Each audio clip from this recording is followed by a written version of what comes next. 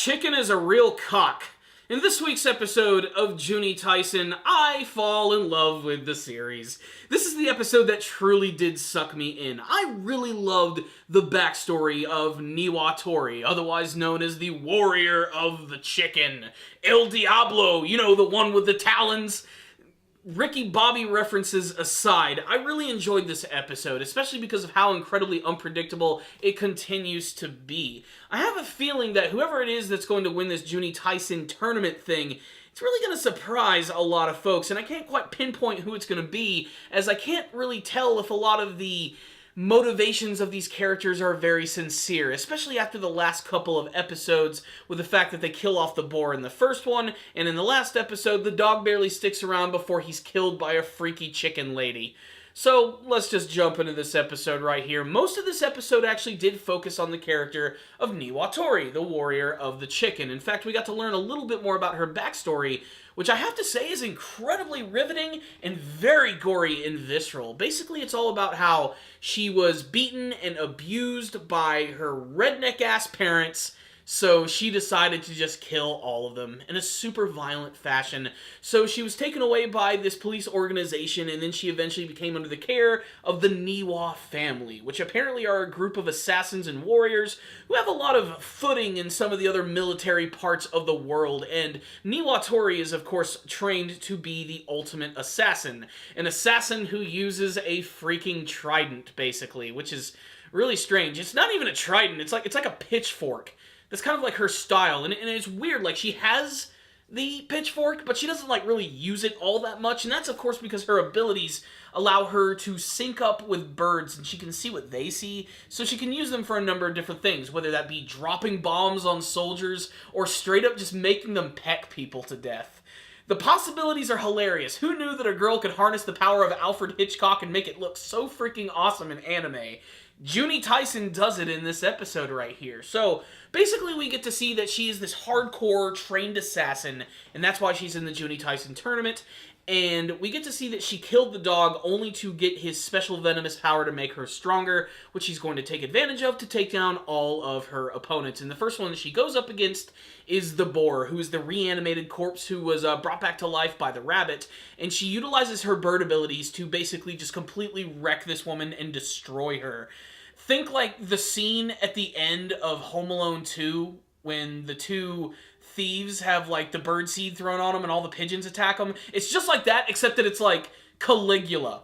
It's like super violent and over the top and crazy. They literally peck her down like to her bones and they carry them away like off into the sunset, while Niwatori just says like, "Bye, see you next time, hope you're hungry for some more corpses." Like, it's such a ridiculous scene, but it was like the moment that made me fall in love with the show for just how incredibly crazy it is.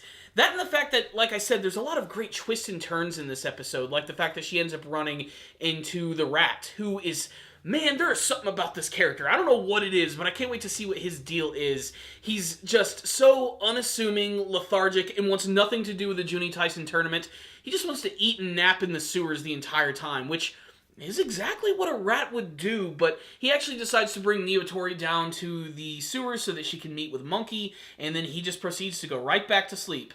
I don't know what the deal is with this character. He is important, though, because the chicken does mention that she does remember him from somewhere. There's something about this guy, and they're giving us some subtle clues to that, and I don't know what that's going to be, but I'm excited. And then we have this very strange scene between the monkey and the chicken. Now, the chicken is just thinking about killing these guys outright. Why can't she do it? She's being taken in by the sincerity of the monkey, a character who I still don't quite trust yet, but she comes across as wanting to actually bring everyone together and looking for the best possible outcome so that no one is going to die.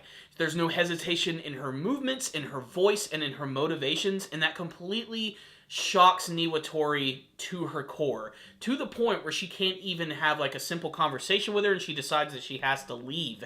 She realizes that she made some sort of mistake and that maybe she should have killed her, but she's confused by these feelings of, dare I say it, friendship and love and acceptance. It's a really powerful moment, and before she can even come to terms with it, the ox decides to show up and completely fillets the hell out of her in a scene which is frankly just shocking and awesome all at the same time.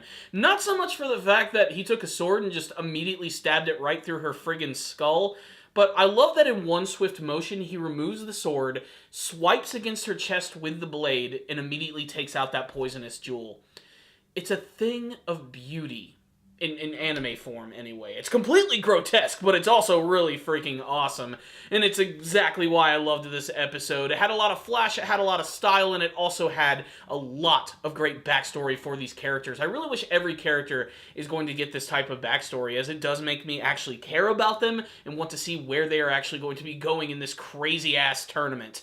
Also, there's also another battle in this episode that's between the ox and the horse, and we have no idea how it actually ends. It's implied that the ox does defeat him. However, I'm willing to think that since we haven't seen a body quite yet, he's probably still around and ticking, especially because his abilities somehow revolve around him using some sort of like armored body, and maybe there's a possibility that the ox couldn't actually pierce that with his sword, despite the fact that the ox is just one of the coolest, scariest characters from the show. That final moment against Niwatori where he sneaks up on her and just stabs her right through the skull is so swift and quick that it's really shocking. You almost don't believe it happens. And the visual of seeing it from her perspective as she falls back and you see her like eyes going blurry is just awesome. The birds aren't the only thing they're taken from Alfred Hitchcock in this freaking episode right here. It's definitely a great episode of Juuni Taisen. What's the rundown on this episode right here? Man, I loved this one. Visually speaking, action, that all stands on its own, but like, the backstory of this chicken girl, which saying chicken girl out loud is just really fun. The backstory of her is just, it's really fun, and I love that they put so much into it.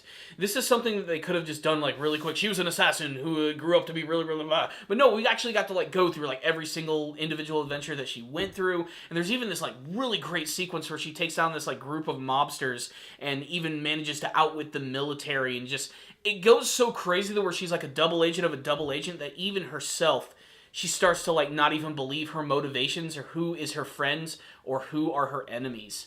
It makes her into a really complex character where before she was basically just this cute anime girl dressed as a chicken. And for them to actually take a goofy concept like that, a cute, generic, moe-looking freaking anime girl, and then they transform her into this surprisingly deep character whose actual motivations are rocked by the end of the episode, and by the time she comes to terms with it, she's dead.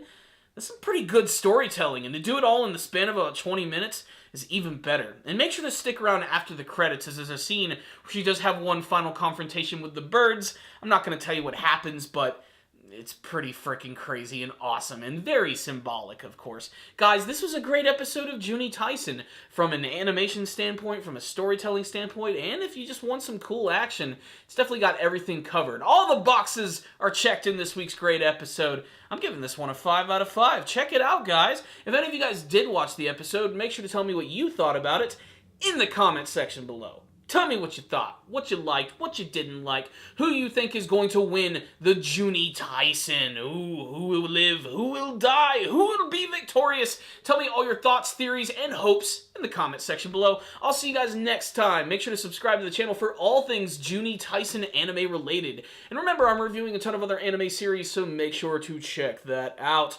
And of course, if you like the video, give it a thumbs up. I'll see you guys next time. And as always, stay down, baby.